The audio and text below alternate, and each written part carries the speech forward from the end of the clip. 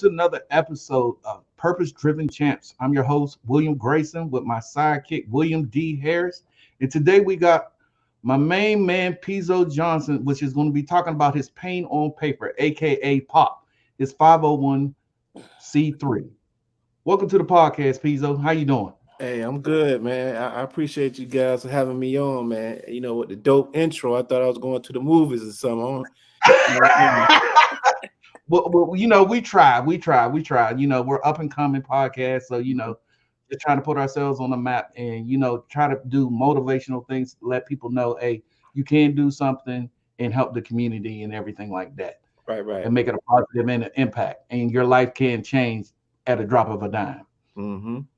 All right, Pizzo, you can introduce yourself so everybody know who you are. I'm Pezo Johnson, radio veteran, man. Been in the radio industry over 20 years. Been in 5 different cities. Also, youth counselor. Been a youth counselor for over 20 years, and kind of working with, all different types of population of youth. And from South Carolina to North Carolina to Virginia to Atlanta, all these places I've done both. And just a guy out here that's really trying to make a difference in the community, because some of the stuff that I was playing at these hip hop stations will help some of these kids at the damn food. So now I'm just trying to help them out, man, with my nonprofit, Pain on Paper Pop. And I just appreciate you guys for having me on, man. No, it's really, I'm really glad that you took time out your day to come on here and speak about it. All right, the first question I got is, can you share the journey that led you to the start of the POP program? Yeah, man. Like I said, I just had one of those moments. I was on air at the time at Hot 107.9 here in Atlanta. That's one of the top hip hop stations, and on the radio every day. But at the same time, I was working at a group home too.